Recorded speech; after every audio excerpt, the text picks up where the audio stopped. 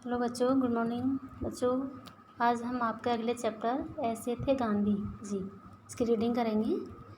इसमें गांधी जी के बारे में पढ़ेंगे हम कि गांधी जी ने किस तरह से जब हमारा देश आज़ाद हुआ, हमारा देश स्वतंत्र हुआ, तो उसमें गांधी जी ने किस तरह से अपना योगदान दिया था और किस तरह की शिक्षाएँ लोगों को दी। ठीक है। अंग्रेज़ों की दास्तान से मुक्त होने के लिए गांधी जी के नेतृत्व में अनेक आंदोलन हुए। इसके कारण गांधी जी को कई बार जेल की यात्राएं करनी पड़ी। ऐसे ही एक जेल यात्रा में गांधी जी के साथ उनके अनुयायी श्री शंकर लाल बैंकर भी थे। इस संस्मरण में उन्होंने गांधी जी के जेल जीवन में कुछ प्रेरक प्रसंगों को प्रस्तुत किया है। इसमें गांधी जी के द्वारा अपने पर लगाए विविध प्रतिबंधों पर सख्ती से पालन, सविनय अवज्ञा आंदोलन जी का कार्यशैली और उनके व्यक्तित्व के अनूठे पहलुओं का सजीव एवं प्रभावकारी वर्णन किया है।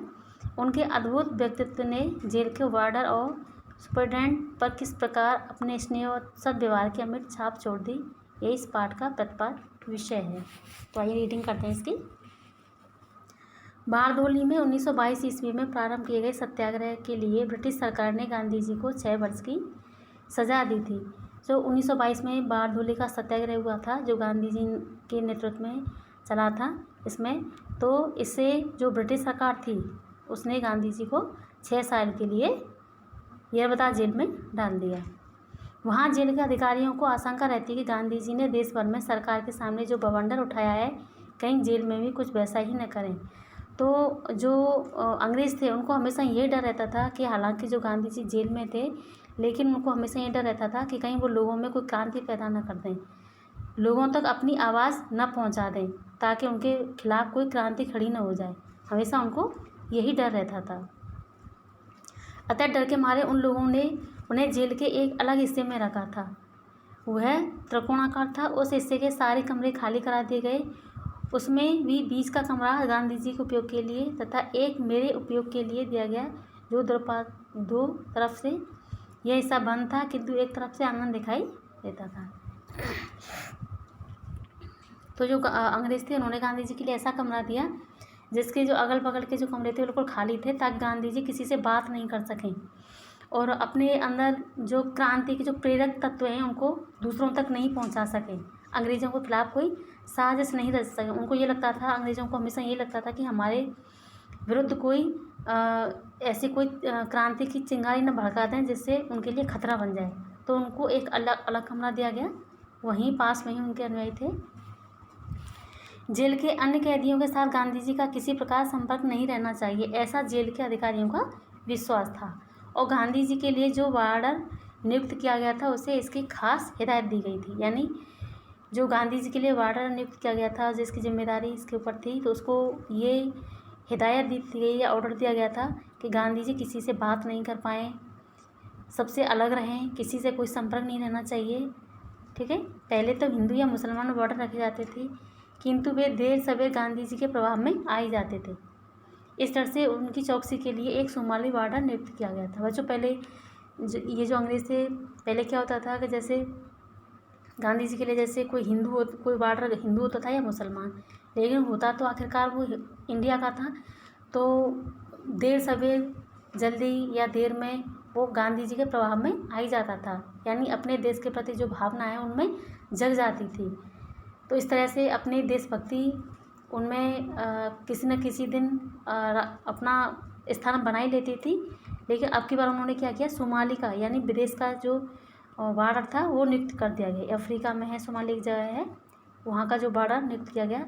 ये अंग्रेज़ों ने सोचा कि ये विदेशी है और ये महात्मा गांधी के जो बातें हैं उनमें नहीं आएगा, बहकावे में नहीं आएगा, उनसे दूर रहेगा। उसका नाम था आदम, और जो वार्डर था सोमाली का उसका नाम क्या था, आदम। उस समय अफ्रीका के सोमालियों ने भी ब्रिटिश सरकार का विरोध किया था और ऐसा करने वालों की धरपकड़ में हुई थी। इसमें आदम भी पकड़ा गया था। यानी ब्रिटिश सरकार का विरोध अफ्रीका के जो सोमाली थे उन्होंने भी किया था और उसमें अंग्रेज़ों ने उनको पकड़कर जेल में डाल दिया था। उसी में से एक था आदम, उसको हिंदुस्तान भेजकर यरबदा जेल में रखा गया था। तो गांधी जी की तरह से उसे भी यहाँ यरबदा जेल में रखा गया था। आरंभ में आदम ने खूब चौकसी रखी, यानी शुरुआत में जब गांधी जी के लिए वार्डन नियुक्त कर दिया गया ये आदम, तो शुरुआत के दिनों में तो गांधी जी की खूब चौकसी रखी, यानी निगरानी रखी, जैसे अंग्रेज़ों ने कही थी।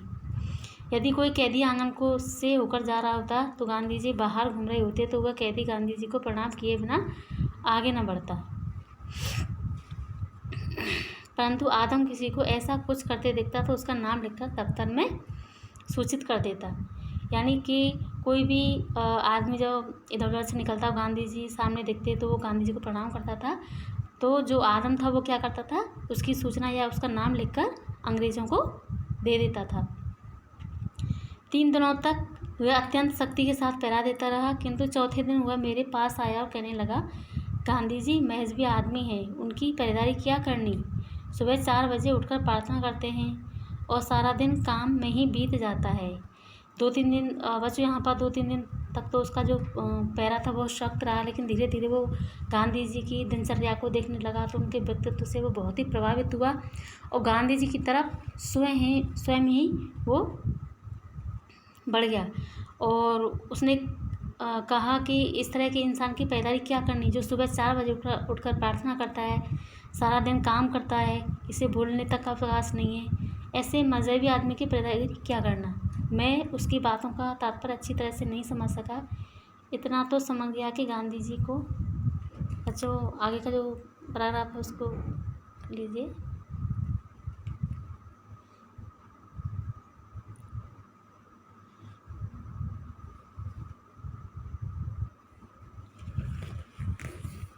दिनचर्या और कार्यक्रमों का प्रभाव उस पर भी पड़ रहा था, यानी गांधी जी की जो दिनचर्या थी और उनका जो व्यक्तित्व था उस पर दिनों दिन आदम पर उसका प्रभाव पड़ रहा था। वह पहरेदारी की बात छोड़ किस प्रकार गांधी जी की मदद कर सके यह मौका ढूंढने लगा। अब तो जो आदम था उस पर गांधी जी के व्यक्तित्व का इतना प्रभाव पड़ा कि कर तो वो पहरेदारी रहा था, क्योंकि अंग्रेज़ों ने उसे पहरेदारी के लिए रखा था, लेकिन अब ऐसा मौका ढूंढने लगा जिससे वो गांधी जी की सेवा कर सके, क्योंकि वो उनके व्यक्तित्व से बहुत ही प्रभावित हुआ। उनका जो मैं काम करता था उसके लिए वो मुझे कहने लगे कि यह सब मैं करूँगा। कुछ दिनों बाद एक सुबह एक अखबार लेकर आया और मुझसे कहने लगा, देखो मैं क्या लाया हूँ, टाइम्स अखबार है, ताज़ा अखबार, गांधी जी के लिए लाया हूँ, तुम ले जाओ और गांधी जी को दे दो। उन दिनों सत्याग्रही बंदियों को समाचार पत्र तक नहीं मिलते थे। बच्चों उस टाइम क्या होता था, जो भारत के जो क्रांतिकारी होते थे, जो भी स्वतंत्रता के लिए जेल में जाते थे, उनके लिए अंग्रेज़ लोग किसी से ना बात करने देते थे, ना किसी से मिलने देते थे, और जो समाचार पत्र होते थे उन पर भी अंकुश रखते थे, उनको भी नहीं देने दिया जा सकता, क्योंकि उनको ये लगता था कि अगर अखबार उन तक पहुंच गए तो देश दुनिया की जो खबरें हैं उनको मिल जाएंगी और वो अपने लोगों को भड़का देंगे, इसलिए उनको अखबार भी नहीं भेजे जाते थे। तो ये जो आदम था वो किसी तरह से गांधी जी के लिए अखबार छिपा कर लाया था, क्योंकि वो गांधी जी के जो व्यक्तित्व था उससे बहुत ही प्रभावित था। यह जानने की इच्छा सत्याग्रही कैदियों को रहा करती थी, जो स्वाभाविक भी था, अतः वे बार्डरों या बाहर जाते कैदियों द्वारा अखबार मंगवाते। आदम को भी इस बात की जानकारी होगी, उसे ऐसा लगा होगा गांधी जी को भी अखबार पढ़ने की इच्छा होती होगी, इस कारण कुछ व्यवस्था कर वो अखबार ले आया। परंतु गांधी जी के विचार तो दूसरे कैदियों से अलग थे। उनकी लड़ाई सत्याग्रह की थी और उनके अनुसार यदि कानून या नियमों को भंग भी करना था तो सबने एक बार सज़ा होने के बाद जेल के नियमों को अच्छी तरह मानना चाहिए, ऐसा वे कहते थे। उनका कहना था कि यदि इन नियमों को नहीं मानना है तो स्पष्ट विरोध करना चाहिए। चोरी से लुक छिपकर कायदे कानून का विरोध तो हो ही नहीं सकता। यानी कि जब आदम उनके लिए अखबार छिपा कर लाया तो उन्होंने लेने से इनकार कर दिया। उन्होंने कहा कि कोई भी काम चोरी छिपे नहीं करना चाहिए, क्योंकि जो नियम है, जो कानून है वो है, ठीक है। तो अगर हमें किसी का विरोध करना है तो इसका विरोध अच्छी तरह से करना चाहिए, न कि चोरी।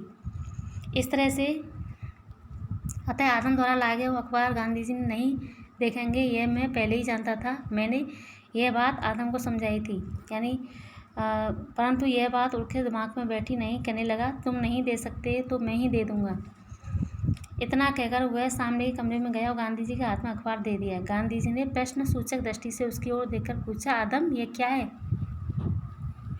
आदम हंसकर कहने लगा, महाराज अखबार है, ताज़ा अखबार तुम्हारे लिए लाया हूँ देखो। गांधी जी ने तुरंत उत्तर दिया, यह अखबार मैं नहीं दे सकता, यह बात कानून के खिलाफ है, तुम वापस ले जाओ। तो बच्चों इस तरह से गांधी जी ने अखबार लेने से मना कर दिया। क्यों? क्योंकि वो चोरी छिप कर लाया था, क्योंकि अंग्रेज़ों ने अखबार पर बंदिश लगा रखी थी।